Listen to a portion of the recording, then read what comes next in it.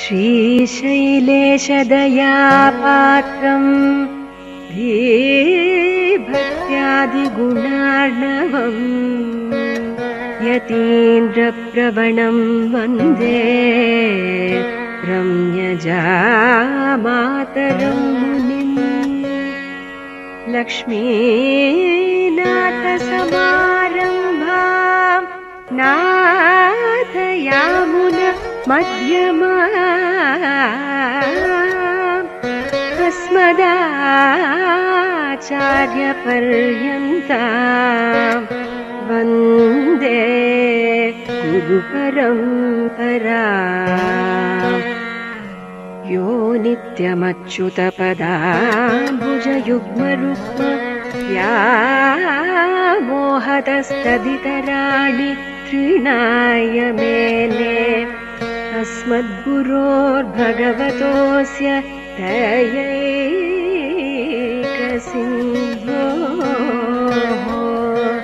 रामानुजस्य चरणौ शरणं प्रपद्ये।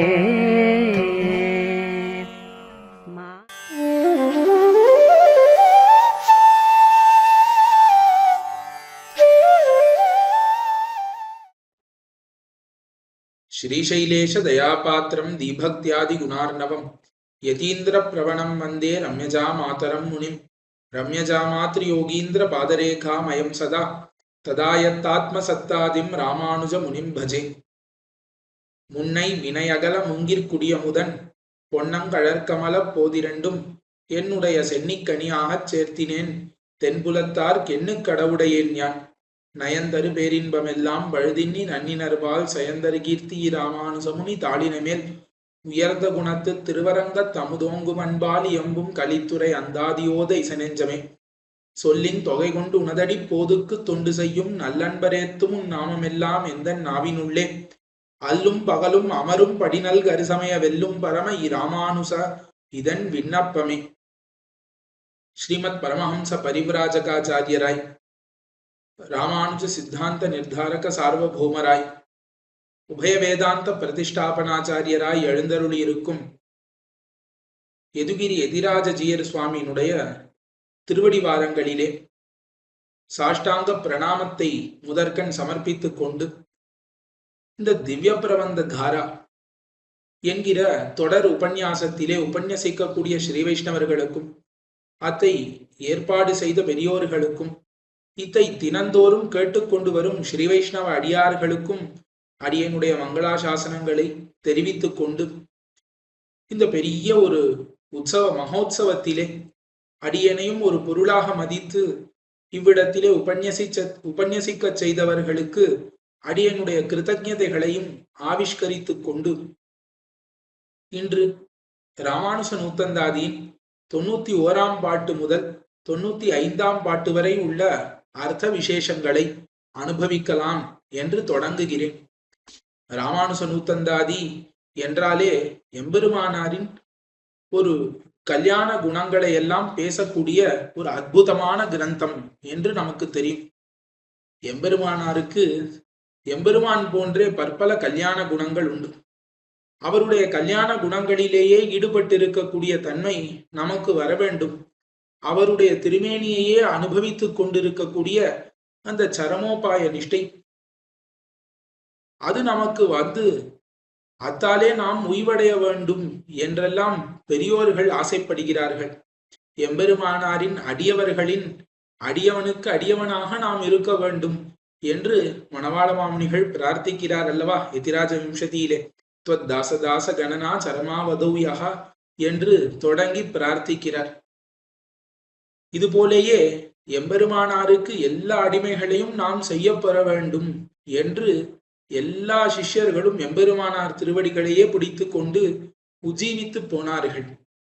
இப்படிப்பட்ட மகானுபாவரான எம்பெருமானார் இந்த உலகத்திலே நமக்காக வந்து அவதரித்து இந்த அழகான ஜீவாத்மாக்களை எல்லாம் அழகாக வைகுண்ட தேர அனுப்புவதற்காக தான் வைகுண்ட வான்போகத்தை விட்டு இங்கு எழுந்தருளி நம்மை போலே பற்பல கிளேசங்களுக்கு உறுப்பாகி நமக்காக நல்ல அர்த்தங்களை எல்லாம் உபதேசித்து ஸ்ரீபாஷ்யம் முதலான கிரந்த பிரவர்த்தனாதிகளை எல்லாம் பண்ணி நம்ம எல்லாம் வாழ்வி தருளினார்னு இந்த உபகாரத்தை நினைக்கும் பொழுதே நெஞ்சு உருக வேண்டும் என்று சொல்லுவர்கள் பெரியோர்கள்.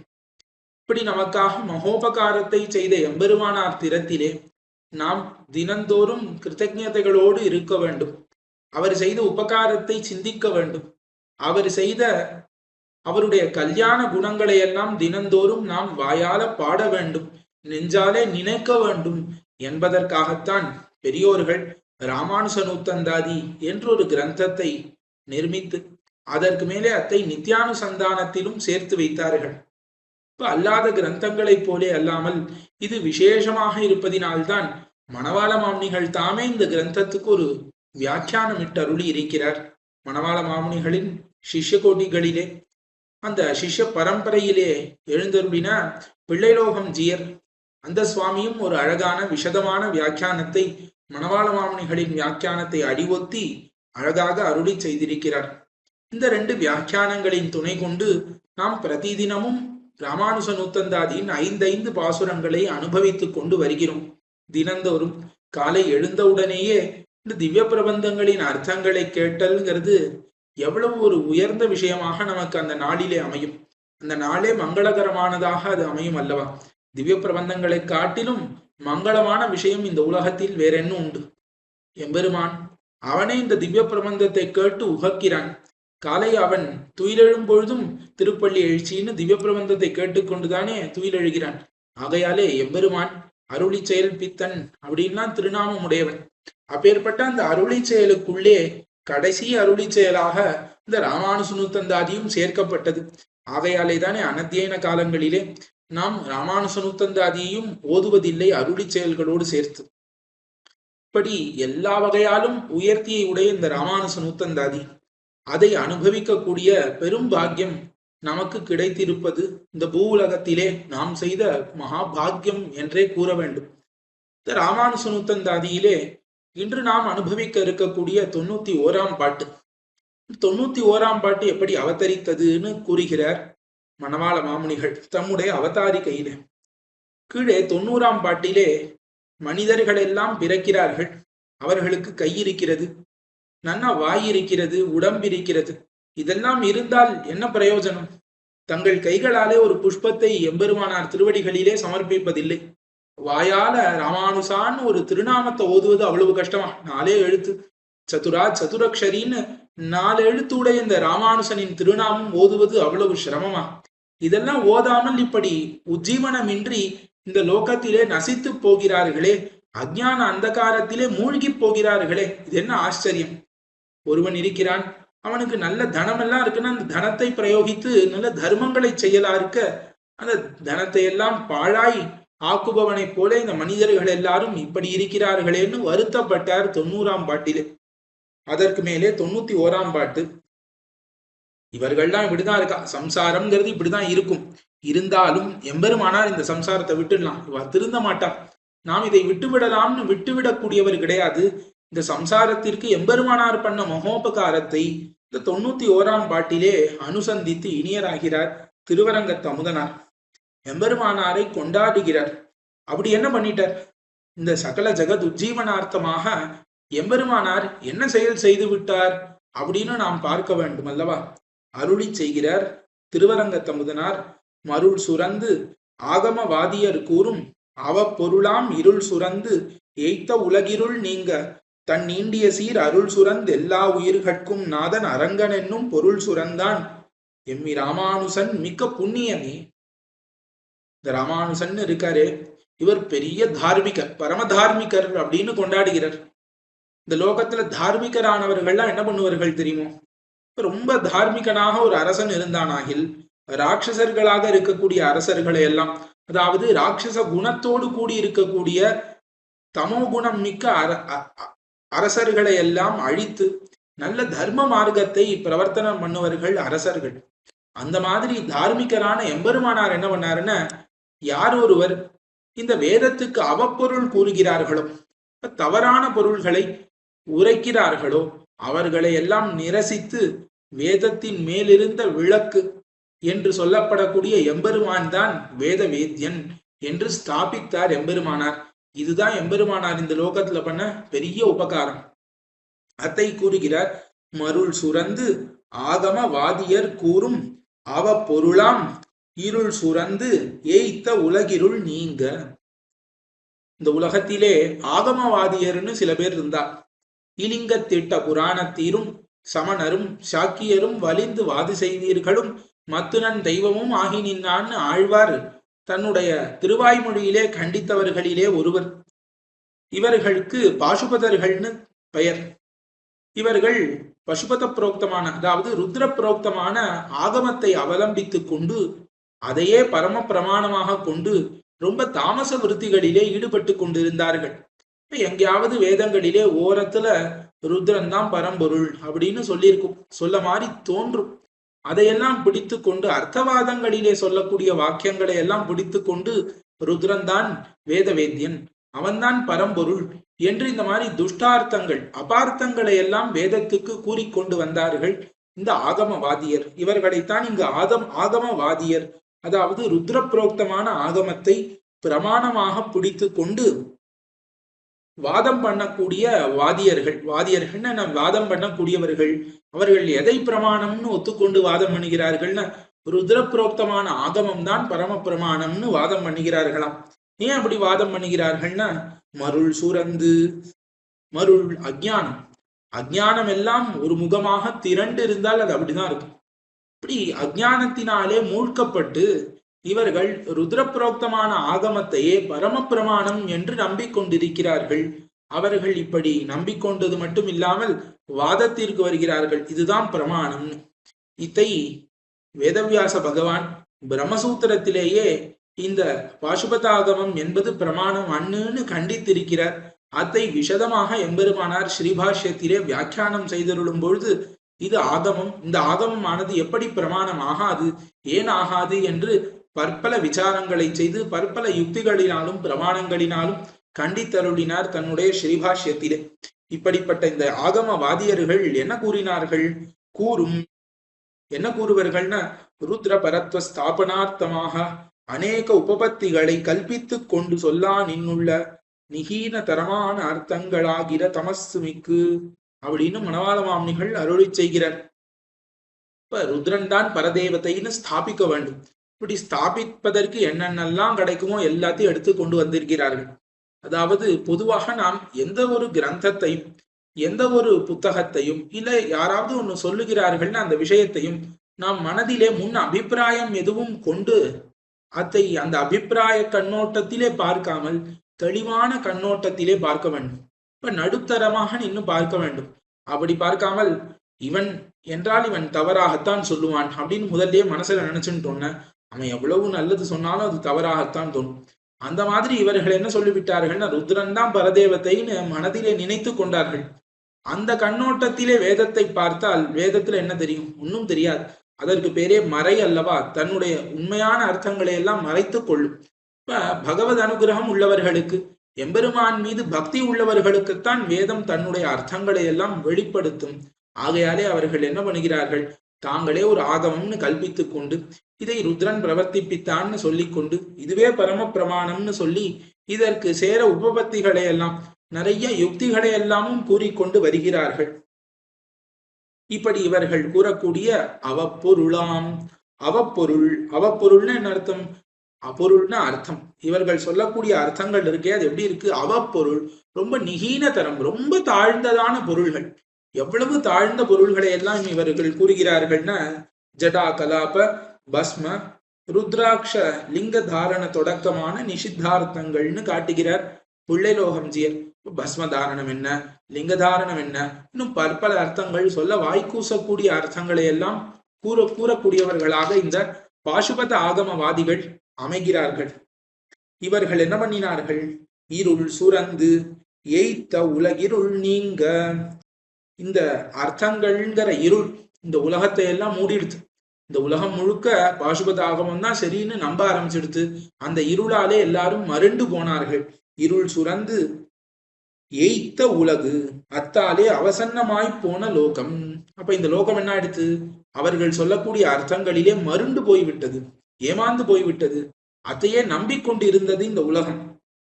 அவர்களுடைய இருள் நீங்க, அந்த அஞ்ஞானம்ங்கிற அந்தகாரம் இருக்கிறதே அது போகும்படிக்கு எம்பெருமானார் தன்னுடைய பரமோபகாரத்தை பண்ணி அருளினார். இருள் நீங்க என்ன பண்ணார் எம்பெருமானார்? தன் ஈண்டிய சீர் அருள் சுரந்து. சரி, இவர்கள்லாம் போய் பிரார்த்தித்தார்களா, எம்பெருமானாரே எனக்கு இது பண்ண வேண்டும் அப்படின்னு பிரார்த்தித்தார்களான இல்லை. அவருக்கு கிருபை இருந்ததாம். கிருபைனா என்ன? பர துக்க துக்கித்துவம்னு சொல்லுகிறார்கள். ஐயோ, நம்முடைய குழந்தைகள் எல்லாம் இப்படி கஷ்டப்படுகிறார்களே, நாம் எப்படி சந்தோஷித்திருப்பது அப்படின்னு எம்பெருமானார் தன்னுடைய கிருபையினாலே, கேவலம் கிருபையினாலே தன் நீண்டிய சீர் ஆசிரித ரக்ஷணங்களாகிற திரண்ட வைலட்சண்யத்தை உடைய கிருபை ஒருமடை கொண்டுன்னு அருளி செய்கிற இந்த ஆசிரிதர்களை, தன்னை அண்டியவர்களை ரட்சிக்க வேண்டும் அப்படிங்கிற இந்த சங்கல்பத்தோடு எம்பெருமானார் என்ன பண்ணார்? கிருபையை ஒருமடையாக நம்மேலே பாய்ச்சினர். அருள் சுரந்து, அருள் சுரந்து உண்மையான அர்த்தத்தை சொன்னாராம். என்ன அர்த்தம்னா, எல்லா உயிர்கட்கும் நாதன் அரங்கன் என்னும் பொருள் சுரந்தான் எம்மி ராமானுசன் மிக்க புண்ணியனே. எல்லா உயிர்கட்கும் நாதன் யார் தெரியுமோ? அரங்கன். அரங்கன் தான் எல்லா உயிர்கட்கும் நாதன்னு சொன்னார். இப்ப இந்த லோகத்துல இருக்கக்கூடிய உயிர்கள் எவ்வளவு இருந்தாலும் அந்த சகலாத்மாக்களுக்கும் சுவாமி யாரு? சகலாத்மாக்களுக்கும் சேஷி யாரு? எல்லா உயிர்களையும் படைத்து அழித்து காக்க அழிக்கக்கூடிய பரம்பொருள் யாருன்னா நாராயணன்னு காட்டி கொடுத்தார். பதிம் விஸ்வஸ்ய என்று பிரமாணங்கள் முதலாக கொண்டு இது எல்லாத்தையும் காட்டி கொண்டு வந்தார். இந்த லோகத்துல இருக்கக்கூடியவர்கள்லாம் ஏற்கனவே அஜ்ஞான அந்தகாரத்துல இருக்கா. ஆகையால இவர்களுக்கு பரமபதத்துல இருக்கக்கூடிய எம்பெருமான காட்டி கொடுத்தா இவர்கள் பிடித்து கொள்ள மாட்டார்கள், அவர்களுக்கு புரியாது. இப்ப பரத்வத்தை காட்டி கொடுத்தல் ஆகாது அப்படின்னு தன்னுடைய கிருபையினாலே எத்தை காட்டி கொடுத்தாருன்னா அரங்கன். இந்த பெரிய கோவிலிலே நீங்கள் எல்லாம் கண்ணாலே காணும்படிக்கு இந்த திருவனந்தாழ்வான் மீது பள்ளி கொண்டருள்கிறானே, அரவணை மேல் பள்ளி கொண்ட முகில்வண்ணனாக சேவை சாதிக்கிறானே திருவரங்கன், அவன்தான் உங்களுக்கு சேஷின்னு காட்டி கொடுத்தானா எம்பெருமானார். அப்படி எம்பெருமானார் காட்டி கொடுக்கலன்னா நமக்கு திருவரங்கனையும் தெரிந்திருக்காது, நம்மையும் தெரிந்திருக்காது. இப்படி எம்பெருமானார் தன்னுடைய அருளினாலே இந்த ஆகமவாதியர்கள் எல்லாம் கூறக்கூடிய அவப்பொருள், துஷ்டமான நிகீனமான அர்த்தங்கள் ஆகிற இருள் அது இந்த உலகத்தை விட்டு அகன்று போகும்படிக்கு நல்ல ஞான தீபத்தை ஏத்தினார். என்ன தீபம்? எல்லா ஆத்மாக்களுக்கும் சேஷி திருவரங்கன் தான், பெரிய பெருமாள் தான் என்று காட்டி கொடுத்தார். என்னும் பொருள் சுரந்தான் என்கிற இந்த அர்த்தத்தை நமக்காக சுரந்து கொடுத்தார். இந்த பொருளை நமக்கு வெளியிட்டருளினார் எம்பெருமானார். எம்பெருமானார்னு ஒருத்தர் அவதரிக்கவில்லைன்னு இந்த சம்சாரம் நம்மை மூழ்கி இருக்கும், இந்த சம்சாரத்தை நம்மை விழுங்கி இருக்கும். நாம் இந்த சம்சாரத்திலிருந்து வெளியே வர முடியாது. இப்படிப்பட்ட இந்த ராமானுசன் மிக்க புண்ணியனே. எவ்வளவு தர்மாத்மா இந்த ராமானுசன், பரம தார்மிகர் கிடி என்று அனுபவிக்கிறார் திருவரங்கத்தமுதனார். இவ்வளவு ஒரு தார்மிகரை நீங்க பார்க்க முடியுமா? முடியாதே. இப்ப தேரெல்லாம் நடக்கும் பொழுது திருக்கோவில்கள்ல தேர் திருவிழான்னு பெரிய ரதோத்சவங்கள்லாம் நடக்கும். இப்ப என்ன பண்ணுவார்கள்? அங்க இருக்கக்கூடிய வீடுகள் தோறும் நிறைய நீர், மோர், பானகம் முதலான அந்த தாக சாந்தி கூட உரிய பொருள்களை எல்லாம் அந்த பக்தர்களுக்கு வழங்குவார்கள். இது ஒரு புறம் எல்லாரும் பண்ணுவார்கள். யாருமே இல்லாத பாலைவனத்திலே நாக்கு வறண்டு தண்ணீர்னு வரக்கூடிய ஒருத்தர் தண்ணீர் பந்தல் வைத்து விட்டு போனாருன்னா அவன் எவ்வளவு பெரிய தார்மிகன். இப்ப தான் இருக்கும் காலத்துல மட்டும் இல்லாமல் தான் போன பிறகும் இந்த தண்ணீர் பந்தல் நிலைத்து நிற்க வேண்டும்ங்கிறதுக்காக அதற்கு சொத்தெல்லாம் எழுதி வச்சு அந்த தண்ணீர் பந்தல் எப்பொழுதும் நடக்க வேண்டும்னு வைத்து விட்டு போவார்களே, அவர்கள் பரம தார்மிகர்கள் இல்லையா? அந்த மாதிரி எம்பெருமானார் வெறும்னா இந்த பொருளை தன்னுடைய சிஷ்யர்களுக்கு மட்டும் கூறாமல் 1000 ஆண்டுகள் கடந்து நம்மளவும் வரும்படிக்கு அதை ஸ்தாபித்து ஒரு ஆச்சாரிய பரம்பரையை நியமித்து இது மூலமாக எம்பெருமானார் அருளி செய்த அர்த்தங்கள் எல்லாம் இன்று நம்மளவும் வந்து சேரும்படிக்கு பண்ணி வைத்து போயிருக்கிறாரே, எவ்வளவு தார்மிகர். நம்ம இருந்த காலங்கள்ல ஒரு தர்மம் பண்ணோம், புண்ணியம் பண்ணோங்கிறது இல்லாமல் நாம் போன பிறகும் இந்த தர்மம் தொடர்ந்து நடக்க வேண்டும்ங்கிறதுக்காக பல பேர் இதெல்லாம் பண்ணுவார்கள் அல்லவா இந்த லோகத்துல. இன்னைக்கு உண்டா தெரியாது, முந்தின காலத்திலே பல பேர் இந்த தர்மம் தொடர்ந்து நடக்க வேண்டும்ங்கிறதுக்காக அவர்கள் ஏதாவது ஒரு தர்மத்தை ஆரம்பித்து வைத்திருப்பார்கள். அந்த தர்ம காரியங்கள் தங்கு தடையின்றி நடக்க வேண்டும்ங்கிறதுக்காகவே நிறைய சொத்து பத்தெல்லாம் எழுதி வைத்து இந்த சொத்திலே வரக்கூடிய வருமானத்தை வைத்துக் கொண்டு இந்த தர்ம காரியங்களை நீங்கள் நடத்த வேண்டியது அப்படின்னு அதற்கு ஒரு ட்ரஸ்ட் மாதிரி நியமித்து போகிறார்களே. அந்த மாதிரி எம்பெருமானார் பரம தார்மிகர். இப்ப தாங்கள் இருக்கும் காலத்திலே தர்மம் பண்ணக்கூடியவர்கள் தார்மிகர்கள், தாங்கள் போன பிறகும் என்றும் நிலைத்து அந்த தர்மம் நிற்கும்படிக்கு பண்ணக்கூடியவர்கள் பரம தார்மிகர்கள் அல்லவா? அந்த மாதிரி எம்பெருமானார் சுரந்த பொருளானது எவ்வளவு தூரம்னா இன்றளவும் நமக்கு வழிகிறது. இன்னும் இந்த கலியுகம் உள்ளவரை எல்லாருக்கும் கிடைக்க போகிறது. அப்பேற்பட்ட அந்த பரம தார்மிகரான எம்பெருமானார் என்ன ஒரு குணசாலி!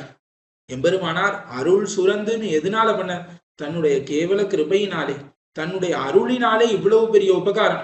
எம்பெருமானார் அவதரிக்கலன்னா வேதத்திலும் பெருமாள் எம்பெருமான் ஹரிதான் பரம்பொருள்னு போற்றப்பட்டிருக்கிறதுன்னு யாருக்கு தெரியும்? யாருக்கும் தெரியாமல் போகியிருக்கும் அல்லவா? ஆகையாலே இப்பேற்பட்ட வேதார்த்தங்களை எல்லாம் நமக்கு எடுத்து கொடுத்த எம்பெருமானார் தான் பரம தார்மிகர் என்று நிர்ணயித்தார் இந்த 91ஆம் பாசுரத்தினாலே.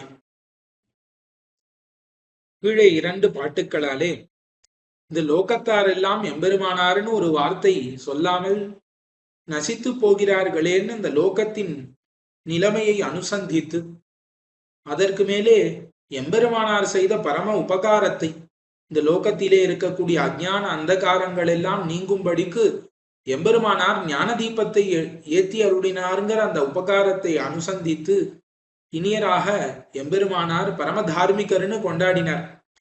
இப்படி லோகத்துக்கெல்லாம் பண்ண உபகாரம் மட்டும் இல்லாமல் தனக்கு எம்பெருமானார் பண்ண உபகாரத்தை நினைத்து பார்த்தார் திருவரங்க தமுதனார்.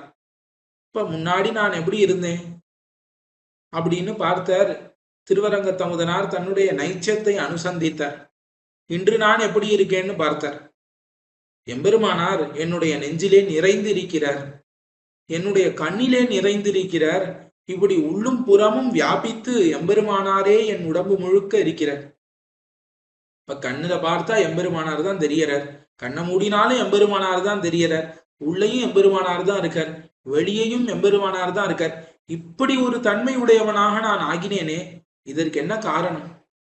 இதற்கு என்ன காரணம்? எம்பெருமானாரே நீரே அருளி செய்ய வேண்டும். இதற்கு என்ன காரணம்? என்னை ஏன் இப்படி திருத்தினீர் இன்றுக்கு வந்து? இவ்வளவு நாள் என்னை விட்டுவிட்டு இன்றுக்கு வந்து நீ என்னை திருத்துவதற்கு காரணம் யாது என்று எம்பெருமானாரை கேட்கும்படியாக அமைந்திருக்கிறது இந்த 92ஆம் பாசுரம். புண்ணிய நோன்பு புரிந்துமிலேன், அடிபோத்தி செய்யும் நுண்ணருங்கேள்வி நுவண்ணுமிலேன், செம்மை நூல் புலவர் கென்னருங்கீர்த்தி ராமானுசா, இன்னு நீ புகுந்தென் கண்ணுள்ளும் நெஞ்சுள்ளும் நின்னை காரணம் கட்டுரையேன்னு அருளி செய்கிறார் திருவரங்க தமுதனார். திருவரங்க தமுதனார் எம்பெருமானாரை பார்த்து கேட்கிறார், ராமானுசா புண்ணிய நோன்பு புரிந்துமிலேன். இந்த உலகத்துல இருக்கக்கூடியவர்கள் எல்லாரும் தங்களுக்கு பெரிய பிராபியம் கிடைக்க வேண்டுமாகில் ஞான யோகம், கர்மயோகம், பக்தி யோகம் முதலான உபாயங்களை எல்லாம் அனுஷ்டிக்கிறார்கள். எனக்கு அது போன்று ஏதாவது உண்டான்னு பார்த்தா எதுவுமே கிடையாது. ஆழ்வார் நோத்த நோன்பிலேன் நுண்ணறிவிலேன் என்று அருளி செய்தார். ஆள வந்தார் ந தர்ம நிஷ்டோஸ்மி நச்சாத்மவேதி ந பக்திமான் ஸ்வச்சரணாரவிந்தே என்று ஆளவந்தார் அனுசந்தித்ததை எம்பெருமானார் விஷயமாக இவ்விடத்திலே திருவரங்கத்தமுதனார் அனுசந்தித்து காட்டுகிறார். திருவரங்கத்தமுதனார் கூறுகிறார், புண்ணிய நோன்பு புரிந்துமிலேன். இப்ப நான் புண்ணிய நோன்பு இந்த பேற்றுக்கு இவ்வளவு பெரிய மகா உபகாரம் எம்பெருமானார் பண்ணியிருக்கிறாரே, என் கண்ணுள்ளும் நெஞ்சுள்ளும் எம்பெருமானார் நிறைந்திருக்கிறாரே, இதற்கு நான் ஏதாவது உபாயம் அனுஷ்டித்தேனான்னு பார்த்தா ஒன்னும் இல்லை. புண்ணிய நோன்பு புரிந்துமிலேன். இப்ப இந்த தர்மங்களை புண்ணிய விரதம் ஏதாவது நான் பண்ணேனான்னு ஒன்னும் பண்ணல. இப்ப நோத்த நோன்பிலேன்னு ஆழ்வார் அருளி செய்ததை இங்க புண்ணிய நோன்பு புரிந்துமிலேன்னு அருளி செய்கிறார் திருவரங்க தமுதனார். இப்ப தர்மமான விரதங்கள் எதையும் நான் அனுஷ்டிக்கவில்லைன்னு சொன்னார். அடிபோத்தி செய்யும் நுண்ணருங்கேள்வி நுவண்ணுமிலேன். இப்ப திருவடிகளை ஆசிரிக்கை குறுப்பான நல்ல துர்லபமான சிரவணத்தை ஸ்ரவியாத அளவன்னிக்கே ஸ்ரவிக்க வேணும் என்று பிரசங்கிப்பதும் செய்திலேன்னு அருளி செய்தார். சரி, எதுவும் விரதம் பண்ணலன்னா என்ன, காதுலையாவது ஏதாவது நல்ல வார்த்தைகள் எல்லாம் கேட்டிருக்கலாமே அப்படின்னு அதற்கு சொல்கிறார். அடி போக்தி செய்யும் உன்னுடைய திருவடிகளை நான் ஆசிரியிக்க வேண்டும்ங்கிறதுக்காக நான் ஏதாவது கேட்கணும்னு நினைச்சேன்னா கேட்க கூட இல்லை. சரி, கேட்காதது கிடையாது, சூக்ஷ்மமான நல்ல அர்த்தங்கள்லாம் ஆச்சாரியர்கள் உபதேசிப்பாளே அதையெல்லாம் நான் பண்ணினேங்கிறது அது 2ஆம் பட்சம். அப்படி பண்ணணும்னு நான் ஆசை கூட படலைங்கிறார் இவ்விடத்திலே திருவரங்க தமுதனார். ஏன் நுவலுதல்னு அபேட்சித்தல்னு காட்டுகிறார்கள், விரும்புதல். இப்ப நுண்ணருங்கேள்வி நுவன்னுமிலேன்னர், நான் கேட்கவில்லைன்னு சொல்லவில்லை திருவரங்கத்தமுதனார், அதை ஆசைப்படக்கூட இல்லை, கேட்கணும்னு நினைக்க கூட இல்லை. நான் இப்ப எம்பெருமானாரை அடைய வேண்டும்ங்கிறதுக்காக எம்பெருமானார் குறித்த குணங்களை எல்லாம் காது கொடுத்து கேட்போம் அப்படின்னு கூட நான் மனதிலே கூட நினைத்ததில்லை. ஆனாலும் எனக்கு இந்த பேரு வாய்த்திருக்கிறது. என்ன, எம்பெருமானார் தான் அப்படி பண்ணார். எம்பெருமானார் என்ன பண்ணார்? செம்மை நூல் புலவர் கென்னரும் கீர்த்தி ராமானுசா. எம்பெருமானாரினுடைய கல்யாண குணங்களை நாம் எல்லாம் சொல்ல வேண்டும்னு நினைத்தால் யாரால சொல்ல முடியும்னா பெரிய பெரிய வித்வான்கள், செம்மை நூல் புலவர். இப்ப அனன்ய பிரயோஜனமாக சாஸ்திர ரூபமான கவிகளை இயற்றவல்ல பெரிய பெரிய வித்வான்களுக்கு கூட எம்பெருமானாரின் கீர்த்திகளை, எம்பெருமானாரின் கல்யாண குணங்களை, புகழ்களை என்ன வேண்டும்னா அவர்களாலே கூட அளவிட முடியாத கீர்த்தியை உடையவராக இருப்பனா எம்பெருமானார். செம்மை அப்படின்னு என்ன அர்த்தம்னா எம்பெருமானாரிடத்திலே அனன்ய பிரயோஜனமாக வந்து நிற்கக்கூடியவர்கள். நான் இது தருகிறேன் எனக்கு நீ அது தான்னு கேட்காமல் எம்பெருமானாரிடத்திலே அனன்ய பிரயோஜனர்களாக வந்து நின்று இந்த கவிகளை இயற்றக்கூடிய சாஸ்திரஜர்கள்லாம் இருக்கிறார்களே, புலவர்கள், அவர்களுக்கு என்னரும் கீர்த்தி. மனதாலே பரிச்சேதிக்க முடியாத அளவுக்கு அபரிமிதமான குணசாகரராக இருக்கக்கூடியவர் எம்பெருமானார். இப்படி இருக்கக்கூடிய நிரதிசய பிரபாவரான எம்பெருமானாரே, நீர் என்ன பண்ணீர்? இன்று இவ்வளவு நாள் பண்ணல, இவ்வளவு நாள் நான் இந்த சம்சாரத்துலதான் இருந்தேன், இவ்வளவு நாள் என்னை வந்து உத்தரிப்பிக்கணும்னு பார்க்கவில்லை. ஆனா இன்று திடீர்னு ஒரு நாள் கண் விழித்து, சொப்னத்துல என்னென்னவோ பார்ப்போம், கண் விழித்தா அது எல்லாம் மாயமா போயிடும். அந்த மாதிரி இவ்வளவு நாள் சம்சாரத்துல இருந்த வாழ்க்கையெல்லாம் சொப்ன கல்பமாக அழிந்து போகும்படிக்கு இன்று என்ன ஆயிடுத்து? உகந்து எம்பெருமானார் தானே மகிழ்ந்து என் கண்ணுள்ளும் நெஞ்சுள்ளும், என்னுடைய கண்ணுக்கு எதிர்த்தாப்புலையும் ராமானுசர் வந்து நிக்கிறார். அவருடைய திருமேனியை சேவிக்கிறேன், கண்ணை மூடினா நெஞ்சுக்குள்ளேயும் எம்பெருமானாரே வந்து நிற்கிறார். கண்ணுள்ளும் நெஞ்சுள்ளும் நின்ன இக்காரணம் கட்டுரையே. எம்பெருமானாரே, நீயே வந்து இப்படி நின்னியே, என் கண்ணை திறந்தாலும் நீ நிற்கிறாய், கண்ணை மூடினாலும் நெஞ்சிலே நீ தோத்துகிறாய், இதற்கு என்ன காரணம்? இதை நீ தேவரீர் தாமே அருளி செய்ய வேண்டும்னு எம்பெருமானாரிடத்திலே பிரார்த்திக்கிறார் திருவரங்க தமுதனார். இப்ப இதற்கு ஏதாவது காரணம் உண்டா அப்படின்னு பார்த்தா ஒன்னும் கிடையாது. எம்பெருமானார் தாமே நிர்ஹேதுகமாக வந்து இந்த விஷயத்தை, இந்த ஜீவாத்மாக்கள் இந்த சம்சாரத்திலே வாடாமல் எடுத்து காத்தருளி இருக்கிறார். ஆகையாலே அதற்கு எந்த ஒரு காரணமும் கிடையாதுங்கிறத நாம் அறிந்து கொள்வதற்காகவே இப்படி அருளி செய்தார் திருவரங்க தமுதனார். இது எது போல இருக்கிறதுன்னு பார்த்தோமாகில், நம்மாழ்வார் இதே மாதிரி ஒரு பாசுரத்தை அருளி செய்திருக்கிறார் எம்பெருமானை குறித்து. இப்ப திருவாய்மொழி எல்லாம் முடித்து விட்டார். திருவாய்மொழியில் 1000 பாசுரங்களும் முடிந்து விட்டது. இன்னும் 20 பாசுரம் தான் பாக்கி இருக்கு. சூழ்விசும் பனிமுகில் தொடங்க வேண்டும். அதற்கு முன்பாக திருமாலிருஞ்சோலை என்கிற ஒரு பதிகம், திருப்பேர் நகரானை குறித்த பதிகம். கோவிலுக்கு அருகே உள்ள அப்பாலரங்கன் அப்பக்குடத்தான்னு பிரசித்தமான திருப்பேர் நகர், அந்த திருப்பேர் நகரிலே இருக்கக்கூடிய திருப்பேர் நகரானை குறித்து நம்மாழ்வார் கடைசியா கேட்கிறார். இன்னென்னை பொருளாக்கி தன்னை என்னுள் வைத்தாய், அன்னென்னை புறம்போக புணர்த்ததென் செய்வாய் என்று ஒரு கேள்வி கேட்டார். அதாவது, எம்பெருமானே, இன்னைக்கு பொருளல்லாத என்னை பொருளாக்கி அடிமை கொண்டாய்ங்கிற மாதிரி பொருளே இல்லாமல் இருந்த ஒரு அசன்னேவ சபவத்தின்னு அசத்கல்பமாக கிடந்த என்னை இன்னைக்கு ஒரு பொருளாக நினைத்து உன்னை எனக்குள்ளே வைத்தாய். இப்ப நீ என் நெஞ்சிலே பூர்ணமாக வியாபித்திருக்கிறாய். ஆனால் இதற்கு முன்பு காலமெல்லாமும் நான் இருந்தேன், நீயும் இருந்த, என் மனதில் அழுக்கும் இருந்தது, ஏன் இதை நீக்கவில்லைன்னு ஆழ்வார் வந்து கேட்டாராம் எம்பெருமான். இவ்வளவு நாள் நீ எதுவுமே பண்ணல, திடீர்னு இன்னைக்கு வந்து நான் ஆழ்வார் ஆகிட்டேன், மயர்வர மதிலம் மறுடினாய், இதற்கு என்ன காரணம்னு கேட்டாராம். இப்ப நஞ்சியர் வந்து இந்த சரித்திரம் இப்படி ஆழ்வார் திருப்பேர் நகரானை பார்த்து கேள்வி கேட்டார். இவ்வளவு நாள் விட்டுட்ட, இன்னைக்கு ஏன் திடீர்னு வந்து என்னை ஆட்கொண்டாய் அப்படின்னு கேட்கிறாரே ஆழ்வார். இதற்கு என்ன உத்தரம் அளித்தான், இதற்கு என்ன பதில் அளித்தான் எம்பெருமான்னு நஞ்சியரானவர் பராசர பட்டரிடம் கேட்கிறார். அதற்கு பராசர பட்டர் அருளி செய்தானா, எம்பெருமானுக்கு இதுக்கு ஏது உத்தரம்? எம்பெருமான் ஏதோ ஒரு காரணத்தினாலே கிருபை பண்ணி இருந்தான்னு பதில் சொல்லலாம். முன்னாடி இந்த காரணம், இப்ப இந்த காரணம்னு. எப்பொழுதும் காரணம் இன்னி நிர்ஹேதுகமாக உபகரிக்கக்கூடியவன் என்ன காரணம் சொல்லுவான்? இப்ப என்ன எம்பெருமான் என்னதான் பதில் சொன்னான் பகவான்னு தலையை குனிஞ்சுட்டு காலை கட்டவரலால தரையை கீறிண்டேன்னு நான் பதில் சொல்ல முடியாம அப்படின்னு அருளி செய்தாராம் பராசரப்பட்டர். இப்ப எம்பெருமானை குறித்து இந்த விஷயத்தை திருவாய்மொழி முடியும் பொழுது கேட்டார் நம்மாழ்வார். அதை எம்பெருமானாரை குறித்து இந்த ராமானுசனுத்தந்தாதின்னு இன்னும் கொஞ்சம் பாட்டு தானே இருக்கு. அங்க 2 பதிகம் இருக்கு, இங்க இன்னும் 20 பாட்டு இருக்கு. அங்கேயும் 20 பாட்டு, இங்கேயும் 20 பாட்டு. அப்படி இருக்கும் பொழுது ராமானுசனுத்தந்தாதியிலே எம்பெருமானாரை குறித்து நீ இப்படி நிர்ஹேதுகமாக கிருபை பண்ணியே, இதற்கு என்ன காரணம் நீ சொல்ல வேண்டும்னு கேட்கிறார் திருவரங்கத்தமுதனார் இந்த பாசுரத்தினாலே. புண்ணிய நோன்பு என்கிற பாசுரம். இப்படி திருவரங்கத்தமுதனார் தாம் கேள்வியை கேட்டார் எம்பெருமானாரிடம். எம்பெருமானார் ஏதாவது உத்தரம் அருளி செய்தாரான? ஒன்னும் அருளி செய்யவில்லை. இப்ப எம்பெருமானார் ஒரு உத்தரமும் அருளி செய்யவில்லையே, என்ன காரணம்னு யோசித்து பார்த்தார். என்ன காரணமா இருக்கும்? ஒரு காரணமும் இல்லை. காரணம் இருந்தாதானே உத்தரம் சொல்ல முடியும். இல்லாத காரணத்தை எப்படி சொல்ல முடியும்? ஆகையாலே எம்பெருமானார் நிர்ஹேதுகமாக யாதொரு காரணமும் இன்றித்தான் நம்மை ரட்சித்தாருங்கிறத தெளிவுபடுத்தி கொண்டார் திருவரங்க தமுதனார். தான் நினைத்து கொண்டார், இந்த மாதிரி நம்முடைய பாபங்களை எல்லாம் கிழங்கோடு வேரோடு அறுத்தெறிந்தாரே எம்பெருமானார். அவர் அது மட்டுமா பண்ணார்? இந்த லோகமெல்லாம் வாழ்வதற்காகத்தானே எத்தனை பண்ணார். நம்மை மட்டும் ரட்சித்தாருன்னு ஏதாவது காரணம் இருக்கும்? உலகம் எல்லாம் திருந்த வேண்டும், உலகத்தில் இருக்கக்கூடிய அனைத்து ஜீவராசிகளும் நற்கதியை அடைய வேண்டும், எம்பெருமானின் திருவடிகளை அடைந்து கைங்கரியத்தை பண்ண வேண்டும்ங்கிறதையே குறிக்கோளாக கொண்டார் எம்பெருமானார். அதனால என்ன பண்ணார்? வேதங்களுக்கு அபார்த்தங்கள் சொல்லக்கூடிய குதிருஷ்டி மதங்களை எல்லாம் நிரசித்து இவர்கள் சொல்லுவது சரியான பொருள் அன்றுங்கிறத நிரூபித்து இந்த உலகத்திலே தன்னுடைய வைதிக சித்தாந்தத்தை, விசிஷ்டாத்வைத மார்க்கத்தை நிலை நிறுத்தினார் எம்பெருமானார். ஆகையாலே எம்பெருமானார் எந்த ஒரு செயல் பண்ணாலும் அது நிர்ஹேதுகம் தானே ஒழிய சஹேதுகமாக ஆகாது என்று காட்டி அருளுகிறார் 93ஆம் பாசுரத்திலே திருவரங்க தமுதனார்.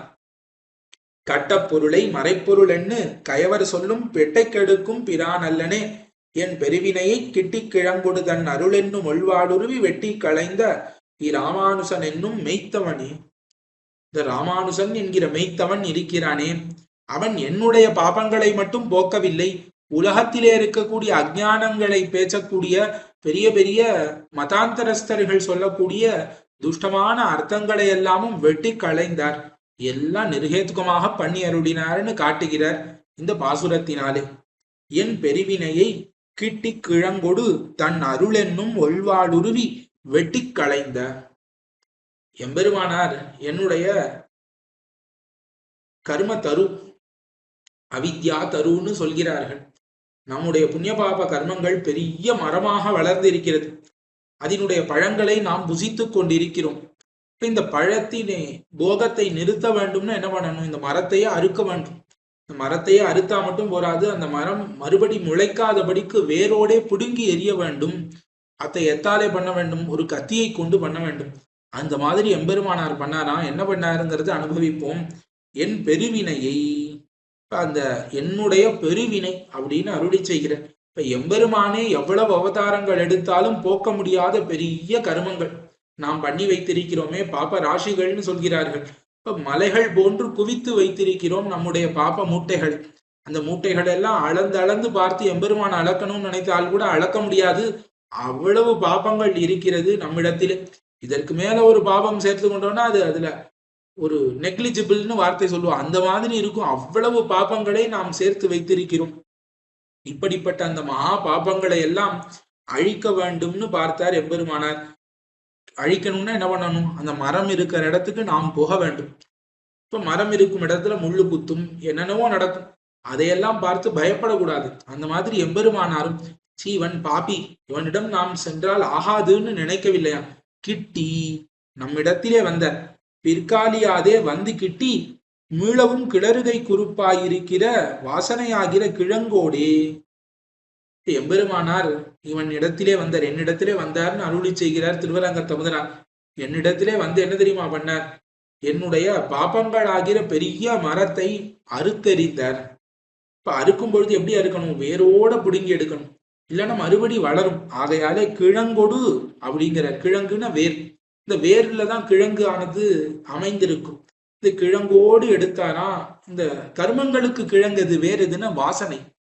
இந்த வாசனை, அகங்காரம், மமகாரங்கள் தான் இந்த கர்மங்கிற மரம் வளருவதற்கு வேறாக இருக்கிறது. அவித்யா தரு சம்பூதிர் பீஜமேதத் விதாஸ்திதம் அனாத்மன் ஆத்ம புத்திரியா அஸ்வே ஸ்வமிதி ஆமதின்னு ஸ்ரீ விஷ்ணு புராணத்திலே கூறப்பட்டிருக்கிறது.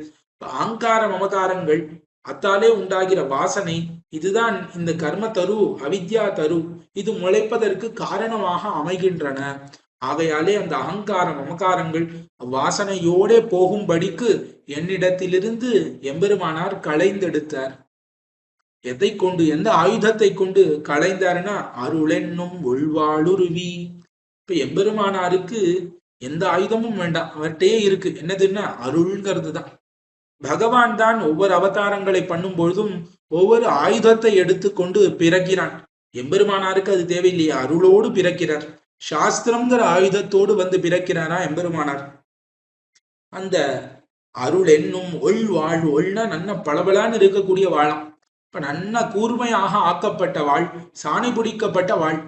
அப்படி எம்பெருமானாரினுடைய கிருபையானது நன்ன மேன்மேலும் கொழுந்து விட்டு எரிகிறது. அப்பேற்பட்ட கருணையினாலே வந்து இந்த சம்சாரத்தை போக்கி அருளினார் எம்பெருமானார். ஒழ்வாள் உருகி அப்படின்னார். உருவின்னா என்ன, நான் இவனை ரட்சிக்க மாட்டேன் அப்படின்னு சங்கல்பம் முன்னாடி இருந்திருக்கும் போல அந்த சங்கல்பத்தை குலைத்து கொண்டு இப்ப எம்பெருமானார் அந்த வாளை உருவுகிறார். ஏன் அப்படி இருந்ததுன்னா, இவனுக்கு இன்னும் அந்த அஜ்ஞானமானது போகக்கூடிய காலம் வரவில்லை. அங்கீகார அவசரம் பார்த்து கொண்டிருக்கிறார். நாம் ஒருத்தரை திருத்திடலாம், திருப்பி அவன் பழையபடி ஆயிட்டான்னு. அவனுக்குன்னு பக்குவம் வரும்பொழுதுதான் அவனை திருத்த வேண்டும்னு பார்த்து காத்து கொண்டிருந்தார். இப்ப சமயம் வந்தது. உடனே தன்னுடைய அருளாகிற வாளை எடுத்து என்னுடைய கர்மங்களாகிற பெரிய மரத்தை வேரோடு வெட்டி களைந்தார் எம்பெருமானார். வெட்டி களைந்த, இப்படி வெட்டி களைந்த ராமானுசன் என்னும் மெய்த்தவனே. இந்த மெய்த்தவன், மெய்த்தவம், தவம்னா என்ன அப்படின்னா இவ்விடத்திலே சரணாகதின்னு கூறுகிறார்கள். இப்ப தஸ்மாத் ஞாசம் என்று கூறப்பட்டிருக்கிறது. அதாவது தஸ்மாத் ஞாசம் ஏஷாம் தபசாம் அதிரிக்தமாகு என்று வேதங்கள் கூறுகிறது. இப்ப இருக்கிறதுக்குள்ளேயே பெரிய தபஸ் எதுன்னா ஞாசம் என்று சொல்லப்படக்கூடிய சரணாகதி. இப்ப இந்த சரணாகதிங்கிற பெரிய தபஸை, உண்மையான தபஸை உடையவர்கள்ல தலை சிறந்தவர் யாரு, எம்பெருமானார். அவர்தான் இங்கு மெய்த்தவன், பிரபன்ன ஜன கூட்டஸ்தர்னு காட்டி கொடுக்கிறார் மணவாள மாமுனிகள். இப்படி சரணாகதிங்கிற பெரிய தபத்தை உடையவரான இந்த எம்பெருமானாரானவர் என்ன பண்ணாருன்னா இப்படி வெட்டி களைந்தாரே எம்பெருமானார் இப்படி பண்ணாரே. இது பெரிய ஆச்சரியமா, அவர் லோகத்துக்கு பண்ண உபகாரத்தை பார்க்கும்பொழுது இது ஒரு பெரிய ஆச்சரியம்னே சொல்ல முடியாதுன்னு அருளி செய்கிறார் திருவரங்க தமுதனார். ராமானுசன் என்ன பண்ணார், நட்டம் கட்ட பொருளை மறைப்பொருள்னு கயவர் சொல்லும் பெட்டை கெடுக்கும் பிரான் அல்லனே. இவர் இந்த லோக்கத்துல என்ன பண்ணார், பரபிரம்மை வாக்கியம் பிரம பரிகதம் சம்சரதி தத்துன்னு எம்பெருமானார் தாமே அருளி செய்கிறார் இந்த ஸ்லோகத்தை வேதார்த்த சங்கிரகத்தின் ஆதியில். இப்ப நிறைய மதாந்தரஸ்தர்கள்லாம் இருக்கிறார்கள், மாயாவாதிகள் அவர்களிலே முதல்வர்கள். இந்த மாயாவாதிகள் என்ன சொன்னார்கள்னா, பரம்பிரம்மை வாக்கியம், இந்த பரபிரம்மம்னு சொல்லக்கூடிய வஸ்து இருக்கிறதே அதுவே அக்ஞம், அதிடமே அஜ்ஞானம் இருக்கிறதுங்கிறார். இந்த பொருள் தகுமா, பரபிரம்மம்னு சொல்லிட்டு அந்த பிரம்மத்துக்கிட்ட அஜ்ஞானம் இருக்கு, அவித்யை இருக்குன்னு சொல்லக்கூடிய ஒரு பொருள் தகுமா? இப்படி ஒரு மகாபச்சாரத்தை பண்ணலாமா? எம்பெருமானிடத்திலே அஜ்ஞானம் இருக்குன்னு சொல்லலாமான்னு எம்பெருமானாருக்கு மனசே ஆகல. அந்த பரபிரம்மம் தானே சம்சாரத்தை வந்து அடைகிறதுன்னு சொல்கிறார்கள். மோட்சம் யாருக்கு, அதுவும் அந்த பரபிரம்மத்துக்கு. இந்த மோட்சத்தை குறித்த சாஸ்திரத்தை யார் உபதேசிப்பா அப்படின்னா அது ஆச்சாரியன், அவனும் பரபிரம்மம். அதை தவிர இதை யார் கேட்பா, சிஷ்யன், அவனும் பரபிரம்மம். இப்படி ஒரு விதர்க்கமான ஒரு குதர்க்கமான ஒரு மதத்தை கல்பித்திருக்கிறார்கள் மாயாவாதிகள். இப்படிப்பட்ட மதங்களை தான் இங்க கட்ட பொருளை மறைப்பொருள்னு கயவர் சொல்லும் என்கிற இந்த வார்த்தைகளினாலே காட்டி அருள்கிறார் திருவரங்க தமுதனார். கட்டம் அப்படின்னா கஷ்டம், நிகீனமான தாழ்ந்த பொருள். அவர்களே மனதிலே ஒரு பொருளை நினைத்து கொண்டார்கள், தாழ்ந்த பொருள். அதை என்ன பண்ணிட்டா, லோகத்துல வந்து ஒரு விஷயம் யார் வேணா என்ன வேணா சொல்லலாம், ஆனா சொல்லிட்டு இது என்னோடதுன்னு சொன்னா லோகம் ஒத்துக்காதே. உன்னோடத நான் எதுக்கு கேட்டும், உன்னோடது எனக்கு எதுக்குன்னு சொல்லி லோகம் தள்ளி விட்டுரும். ஆகையாலே அவர்களெல்லாம் ஜாக்கிரதையா என்ன பண்ணிட்டா, அவர்கள் மனசிலே தோற்றுவதை எல்லாம் சொல்லிவிட்டு இது வேதத்திலே சொல்லப்பட்டது அப்படின்னு ஒரு வார்த்தையை சேர்த்துட்டா வேதத்தை போய் யார் பார்க்க போறா? ஆகையாலே யாரும் நம்மை கேள்வி கேட்க மாட்டார்கள். ஆகையாலே இதெல்லாம் வேதத்துல கூறப்பட்டிருக்கிறது, நன்னா பார்த்து தெரிந்து கொள்ளுங்கள் அப்படின்னு கடைசியா ஒரு வார்த்தையும் சேர்த்து சொல்லிவிட்டார்கள். அந்த மாதிரி கட்டப்பொருளை நிகிதமான அர்த்தங்களை எல்லாம் என்ன பண்ணிட்டா, மறைப்பொருள் என்ன, இதுதான் வேதார்த்தம், இதுதான் வேதத்திலே சொல்லப்படுகிறது, பகவத்கீதையிலே இதுதான் பிரதிபாதிக்கப்படுகிறது, பிரம்மசூத்திரத்திலே இதுதான் சொல்லப்படுகிறதுன்னு தாங்கள் வியாக்கியானம் பண்ணி வைத்திருக்கிறார்கள் மாயாவாதிகள். இப்ப இவர்களுக்கு குதிருஷ்டிகள்னு பெயர். அதாவது வேதத்தை ஒப்புக்கொண்டாலும் வேதத்தை தவறான கண்ணோட்டத்திலே பார்க்கக்கூடியவர்கள். இந்த தவறான கண்ணோட்டத்திலே பார்த்து வேதத்துக்கு அபார்த்தங்களை உரைக்கக்கூடியவர்கள். இப்பேற்பட்டவர்கள் யாருன்னா கயவர். இந்த குதிருஷ்டிகளாக இருக்கக்கூடியவர்கள் சொல்லும் இவர்கள் சொல்லுகிற பெட்டை கெடுக்கும், பெட்டைன பிரம வாக்கியங்கள்னு அர்த்தம். இப்ப பிரமத்தை ஏற்படுத்தக்கூடிய வாக்கியங்களை கெடுக்கும், போக்கின பிரானல்லனே, பிரான் என்ன உபகாரகன். இப்ப இந்த வார்த்தைகளை எல்லாம் போக்கி எது சத்தியம், இந்த ஜெகத்தானது சத்தியம், எல்லாத்துக்கும் விரோதமாக சொல்லுவார்கள். பிரமாண விரோதம் என்ன, பிரத்யக்ஷ விரோதம் என்ன, அனுமான விரோதம் என்ன, எல்லாவற்றுக்கும் நீங்கள் எல்லா பிரமாணங்களுக்கும் நீங்கள் சொல்லக்கூடிய அர்த்தம் ஒவ்வாதுன்னு எம்பெருமானார் தம்முடைய ஸ்ரீபாஷ்யம் முதலான கிரந்தங்களிலே விஸ்தரேன காட்டி அருள்கிறார் அல்லவா.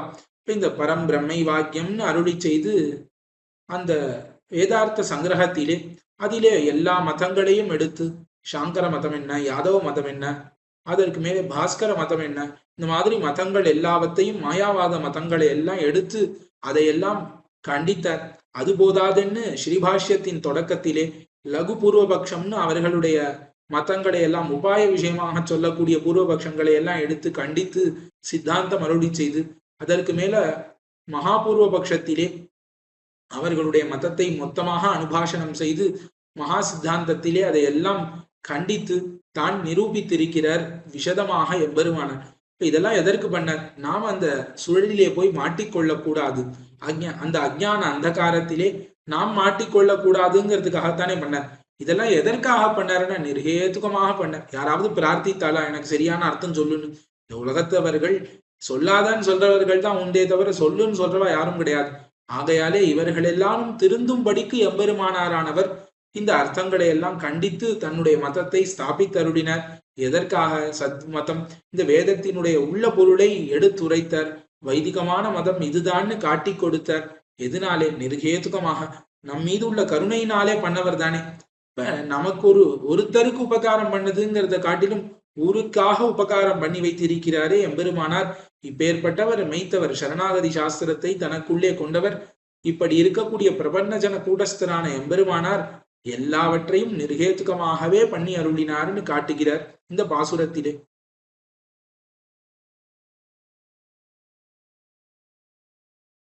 94ஆம் பாசுரம். இதிலே இப்படி கீழ்பாட்டிலே எம்பெருமானாரின் கிருபையாகிற கல்யாண குணங்களை அனுசந்தித்தார்.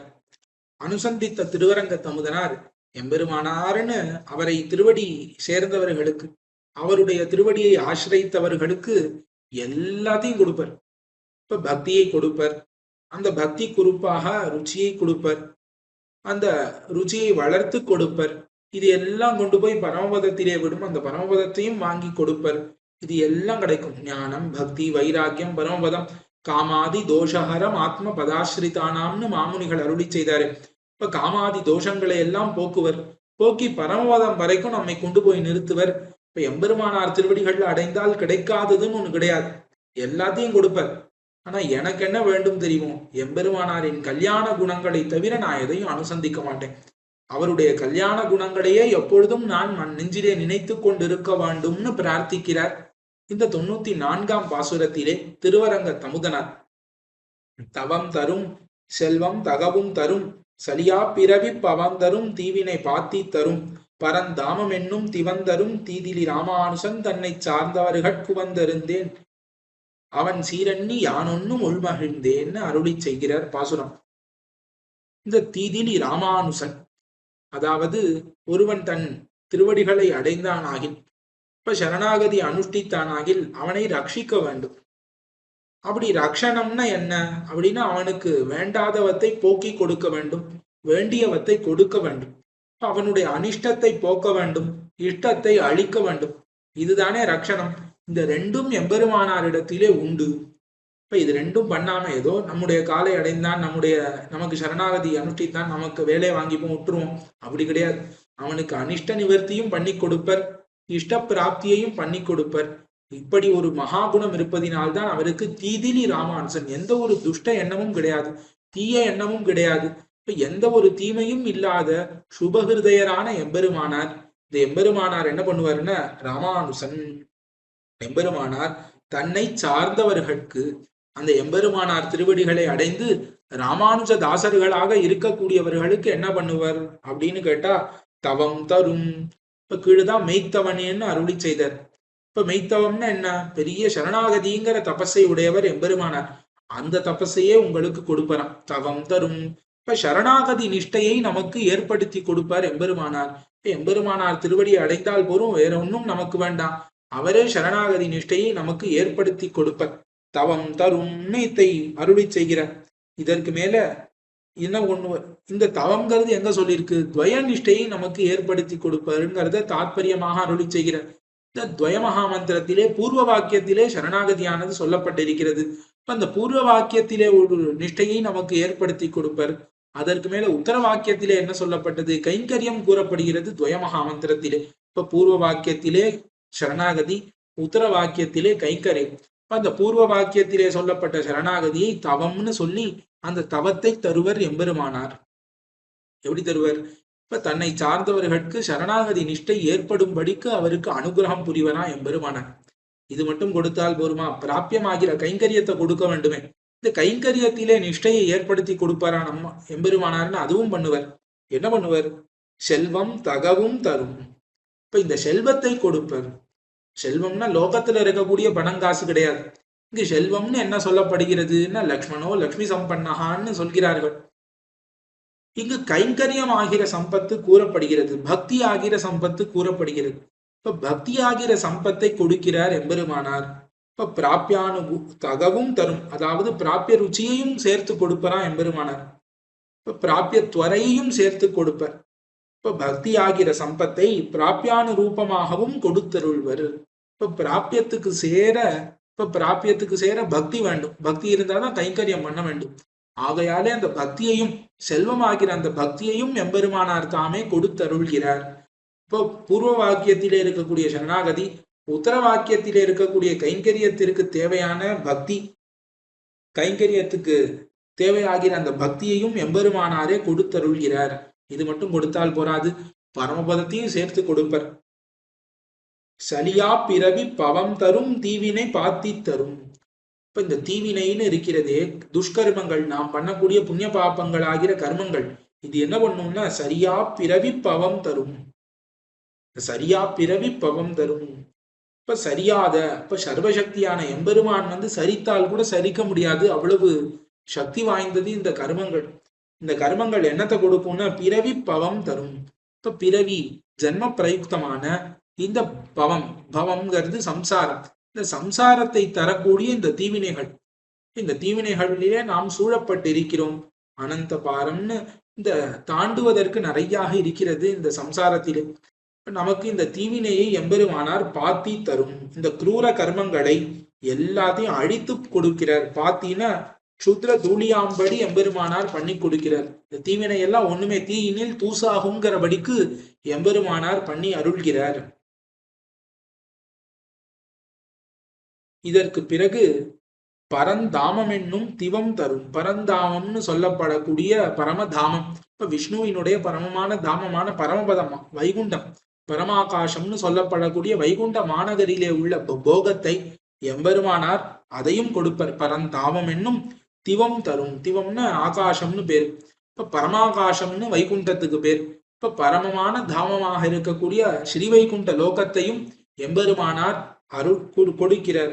ஸ்ரீ விஷ்ணுலோக மணிமண்டப மார்க்கதாயின்னு சொல்கிறோமே, அப்படிப்பட்ட அந்த எம்பெருமானார் யான் அவன் சீரண்ணி ஒன்னும் உள்மகிழ்ந்து உவந்தருந்தேன்கிற இதெல்லாம் தருவர் தான். இதெல்லாம் இருக்கட்டும், இது எல்லாவற்றையும் அவர் கொடுத்தாலும் நான் என்ன தெரியுமா பெத்துப்பேன் அவர்கிட்ட. இப்ப நான் அவர் சீரண்ணி, அவருடைய கல்யாண குணங்கள் இருக்கிறது, அந்த கல்யாண குணத்தை தவிர வேற ஒன்றையும் ரொம்ப சந்தோஷமாக மனப்பிரீதியோடே விரும்பி புஜியேன், நான் அதை விரும்பி ஏற்க மாட்டேன். எல்லாம் இருக்கட்டும், எல்லாம் நானும் பரமபதத்துக்கு தான் போறேன், எல்லாத்தையும் ஏத்துப்பேன். ஆனா எது தெரியுமா எனக்கு ரொம்ப மகிழ்ச்சியை கொடுக்கும், இந்த எம்பெருமானாரின் கல்யாண குணங்களை எப்பொழுதும் மனதாலே அனுசந்தித்துக் கொண்டே இருக்க வேண்டும். அந்த எம்பெருமானாரின் கல்யாண குணங்கள் மட்டும்தான் நமக்கு பரம போக்கியமானது. இவ்வளவு பிராபியங்களை எம்பெருமானார் கொடுத்தாலும் தவம் தரும், செல்வம் தகவும் தரும் என்று எம்பெருமானார் என்ன கொடுத்தால் கூட நான் எதை தெரியுமா சந்தோஷமா ஏத்துமே, அவருடைய கல்யாண குணங்களை எப்பொழுதும் அனுசந்தித்து இப்படியே இருக்க வேண்டும். இப்ப ஆழ்வாரானவர் திருவாசிரியத்திலே எம்பெருமானின் கல்யாண குணங்களை அனுசந்தித்து இருக்கக்கூடிய பக்திக்கு பரமபதமும் வேண்டாம் அப்படின்னு அதை இங்கு திருவரங்க தமுதனார் எம்பெருமானார் விஷயமாக சொல்கிறார். எம்பெருமானார் குணங்களை அனுபவித்துக் கொண்டிருக்கும் பொழுது பரமபதமும் வேண்டாம், அதுவும் பெரிதாக நான் மதியேன்னு இந்த பாசுரத்தினாலே நமக்கு காட்டி கொடுக்கிறார். இது 94 பாசுரம். 95 பாசுரம். கீழே எம்பெருமானாரின் கல்யாண குணங்களை எல்லாம் அனுசந்தித்துக் கொண்டே இருந்தார் திருவரங்க தமுதனார். இப்படி அனுசந்தித்து எம்பெருமானாரின் ஞானம், சக்தி முதலான குணங்களை எல்லாம் அனுசந்தித்தால் இது சாதாரண மனிதர்களுக்கு சம்பவிக்கக்கூடியதே அன்று. விண்ணுளாரிலும் சிறியர்னு சொல்லக்கூடிய அயர்வரும் அமரர்கள்னு சொல்லக்கூடிய நித்தியசூரிகள், அந்த நித்தியசூரிகள்ல இருந்து ஒருவர் இங்கு பிறந்திருக்க வேண்டும். இவர் நித்தியசூரியனுடைய அவதாரம், வானத்திலிருந்து பரமபதத்திலிருந்து வந்திருக்க வேண்டும்னு அருளி செய்கிறார் இதிலே. அது மட்டும் இல்லாமல் இவருடைய கருணையை பார்த்தால் எல்லாரும் கேட்கிறார், எம்பெருமானார் நிருகேத்துக்கமாக பண்ணார் தெரியுறே, பகவானும் தான் பண்ணா, பகவானும் தான் நிருகேத்துக்கமாக எவ்வளவு காரியமும் பண்றான், அவனுக்கு கிருபை இல்லையான்னு எம்பெருமானார் கிருப்பையையும் எம்பெருமான் கிருப்பையும் பார்க்கும் பொழுது எம்பெருமானை குரூரன்னு சொல்லிடலாம், கிருபையே இல்லாதவன் சொல்லிடலாம் போல எம்பெருமானின் கிருபை, எம்பெருமானாரின் கிருபை அவ்வளவு உயர்ந்ததுன்னு அருளி செய்கிறார் இந்த பாசுரத்தினாலே. உன்னின் உயிர்கள் குத்தனவே செய்தார் அவர் குயவே பல்லும் பலனும் பரிவீலனாம் படி பல்லுயிர்க்கும் விண்ணின் தலை நின்று வீடளிப்பான் எம்மி ராமானுசன் மண்ணின் தலத்துதித்து மறைநாளும் வளர்த்தனேன்னு பாசுரம். இதுல முதல்ல எம்பெருமான் பண்ணக்கூடிய உபகாரத்தை காட்டுகிறார். உள் நின்னுன்னு தொடங்கி உள் நின்னு இப்ப அந்த பகிஷ்ட தற்சர்வம் வியாபியான்னு எம்பெருமான் என்ன பண்றான்னா எல்லா இடங்களிலும் வியாபித்திருக்கிறான். அது மட்டும் இல்லாமல் ஆத்மானம் அந்தரோ யமயத்தின்னு இந்த ஜீவாத்மாவுக்குள்ளே அந்தர்யாமி ஆனின்னு இந்த ஆத்மாவை கட்டுப்படுத்துகிறான்.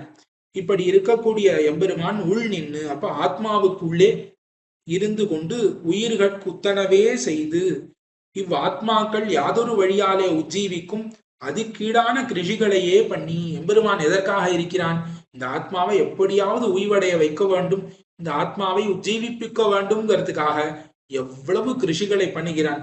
உயிர்களுக்கு உத்தனவே செய்து அவர்களுக்கு எது நல்லதோ இதமோ அதை மட்டும் பண்ணுகிறான் எம்பெருமான். அவருக்கு உயவே பண்ணும், அவர்களுக்கு உஜ்ஜீவனம், உயவுன்னு உஜ்ஜீவனம், அவர்களுக்கு எப்பொழுதும் உஜ்ஜீவனத்தையே பண்ணக்கூடிய எம்பெருமான் இருக்கிறானே. சுவாதீன திரிவித சேதனா சேதன ஸ்வரூப ஸ்திதி பிரவருத்தி வேதகனான எம்பெருமான். இப்படிப்பட்ட அந்த எம்பெருமான் இவன் எப்படிப்பட்டவன்னா பரனும் சர்வஸ்மாத் பரன் சொல்லப்படக்கூடியவன். இந்த எம்பெருமானார் முன்பாக இவனை நிறுத்தி பார்த்தால் பரிவீலனாம் படி ஆத்மாக்கள் அளவிலே இவரோபாதி சிநேகமுடையவன் அல்லன் என்னும்படியாக. இப்ப ஆத்மாவிடத்திலே சிநேகம் யாருக்கு அதிகமா இருக்கிறது, பகவானுக்கா எம்பெருமானாருக்கான்னு பார்த்தா பகவான் பரிவிலனாம் படி அவனுக்கு அவ்வளவு சிநேகம் கிடையாது, எம்பெருமானாருக்கு தான் அவ்வளவு சிநேகம் அப்படின்னு சொல்லலாம் படிக்கு இருக்கும். இப்ப இந்த சின்ன குழந்தைகள் எல்லாம் கேட்பா, உனக்கு அப்பா பிடிக்குமா அம்மா பிடிக்குமா, அந்த மாதிரி சில பேருக்கு தந்தையார் அவர் நிறைய சிநேகத்தை காட்டுவர், சில பேருக்கு தாயாரானவள் நிறைய சிநேகத்தை காட்டுவர். அந்த மாதிரி இங்க இந்த எம்பெருமான் இந்த ஜீவாத்மாக்களிடத்திலே சிநேகத்தை அதிகமாக பண்ணினானா, எம்பெருமானார் அதிகமாக பண்ணினாரான்னு பார்த்தா எம்பெருமான் பகவானை பார்த்து பரிவிலனாம், அவனுக்கு பரிவே கிடையாது அப்படின்னு அருளி செய்கிறார் திருவரங்க தமுதனார். பரிவிலனாம் படி பல்லுயிர்க்கும் விண்ணின் தலை நின்று வீடளிப்பான் எம்மி ராமானுசன் மண்ணின் தலத்துதித்து. இப்ப எம்பெருமானார் அப்படி என்னதான் பண்ணிட்டார் அப்படின்னா பல்லுயிர்க்கும் சகலாத்மாக்களுக்கும் ஸ்ரீ விஷ்ணுலோக மணிமண்டப மார்கதாயிங்கிறபடிக்கு என்ன பண்ணார், வீடு அளிப்பான். வீடு அளிப்பதற்காக, வீடுன்னு என்ன பரம புருஷார்த்த லட்சண மோட்சத்தை கொடுத்தருள்வதற்காக எம்மி ராமானுசன் என்னுடைய நாதர் என்னுடைய எம்பெருமானார் என்ன பண்ணார், விண்ணின் தலை நின்று மண்ணின் தலத்துதித்து. இப்ப விண்ணின் தலையான ஸ்ரீவைகுண்டம், இந்த ஸ்ரீவைகுண்டம் தான் ஆகாசத்திலே உயர்ந்து நிற்கிறது. இந்த ஸ்ரீவைகுண்டத்திலே இருக்கக்கூடிய போகத்தை எல்லாம் விட்டு மண்ணின் தலத்துதித்து, இந்த மண்ணுல பூதலத்திலே வந்து உதித்தார். உதிக்கும் பொழுதும் எப்படி உதித்தார்? இந்த பூதலத்துல இருக்கக்கூடிய தோஷங்கள் எல்லாம் தன் மீது படாதபடிக்கு வந்து அவதரித்தருளினார். அவதரித்தருளி என்ன பண்ணார்? மறை நாளும் வளர்த்தனனே. இப்ப 4 சதுர்வேதங்களையும் 4 வேதங்களையும் என்ன பண்ணார்? வளர்த்தருளினார். அசங்குச்சிதமாக நடத்தி அருளினார். இப்படி செய்தருள்வதேன்னு வித்தராக அருளி செய்கிறார் திருவரங்க தமுதனார். 4 வேதங்களையும் பிரவர்த்திப்பித்து அருளினார். வேதங்களுக்கு என்ன தாற்பயம்ங்கிறத வெளியிட்டருளினார். வேதங்கள் எம்பெருமானைத்தான் கூறுகிறது. சரணாகதியே பரமமான உபாயம், எம்பெருமானுக்கு செய்யக்கூடிய கைங்கரியமே பரமமான உபாயம் என்கிற இந்த அர்த்தத்தை எல்லாம் பகவான் நிர்ணயித்து கொடுக்கலையே, எம்பெருமானார் தானே பண்ணார். ஆகையாலே எம்பெருமானாரின் கிருப்பைதான் ரொம்ப மேலானது. அவர் வானத்தை விட்டு இப்ப இன்னோ திருவாடிப்பூரம் எமக்காக வண்ணோ இங்கு ஆண்டாள் அவதரித்தாள், புண்ணாத வாழ்வான வைகுந்தவான் போகன் தன்னை இகழ்ந்து ஆழ்வார் திருமகளாராய் என்று மணவாள மாமுனிகள் ஈடுபட்டாரே ஆண்டாளுக்கு, அதுபோலே எம்பெருமானாரிடத்திலே ஈடுபடுகிறார் திருவரங்கத்தமுதனார். என்னன்னா வைகுண்ட வான்போகம் தன்னை இகழ்ந்து இப்ப வானத்திலிருந்து வந்து உதித்தார் நமக்காக. எதற்காக? நம்மை உய்விக்க வேண்டும். நம்மை எப்படி உய்வித்தார்? சாஸ்திரங்களை கொண்டு. அந்த சாஸ்திரங்களை கொண்டு உய்வித்தாருங்கிறத மறைநாளும் வளர்த்தனனே என்கிற இந்த வார்த்தையினாலே காட்டி எம்பெருமானாரின் கிருபைதான் இருக்கிறதுக்குள்ளேயே சிறந்தது. எம்பெருமானாரையும் எம்பெருமானையும் அருகிலே வைத்து பார்த்தால் அவன் பரனும் பரிவிலனாம் படி. இப்ப பரம கிருபாளுவான எம்பெருமான் கூட பரிவிலன் அப்படின்னு சொல்லும்படிக்கு இந்த உலகத்திலே எம்பெருமானார் செய்தருளின காரியங்கள் எல்லாம் உண்டு. இவர் இந்த லோகத்திலே இருக்கக்கூடிய மனிதர்களுக்குள்ளே ஒருவர் கிடையாது. இவர் வானத்திலிருந்து ஆதிசேஷனின் அபராவதார பூதராக வந்து அவதரித்து அருளி இருக்க வேண்டும். இவர் நித்தியசூரிகளிலே ஒருவர் என்பதை இந்த பாசுரத்தினாலே நமக்கு நிர்ணயித்து காட்டுகிறார். 95ஆம் பாசுரத்திலே. மேலுள்ள பாசுரங்களை அடுத்தடுத்த தாராபதிவிலே அனுபவிக்கலாம். அடியேன் தவறாக கூறியிருப்பின் அதை க்ஷமிக்க பிரார்த்தித்து அமைகிறேன். ஆழ்வார் திருவடிகளே சரணம், எம்பெருமானார் திருவடிகளே சரணம், ஜீயர் திருவடிகளே சரணம். பற்பமெனத்திகள் பைங்கழலும் தன் பல்லவமே விரலும், பற்பமென திகழ் பைங்கழலும் தன் பல்லவமே விரலும், பாவனமாகிய பைந்துவராடை பதிந்த மருங்கழகோ, பாவனமாகிய பைந்துவராடை பதிந்த மருங்கழகும், முப்புரி நூலோடு முன்கையில் ஏந்திய முக்கோல் தன்னழகும், எப்பொழுதும் யதிராசன் வடிவழகு என் இதயத்துள்ளதால், இல்லை எனக்கெதிர் இல்லை எனக்கெதிர் இல்லை எனக்கெதிரே, இல்லை எனக்கெதிர் இல்லை எனக்கெதிர் இல்லை எனக்கெதிரே, இல்லை எனக்கெதிரே, இல்லை எனக்கெதிரே, இல்லை எனக்கெதிரே.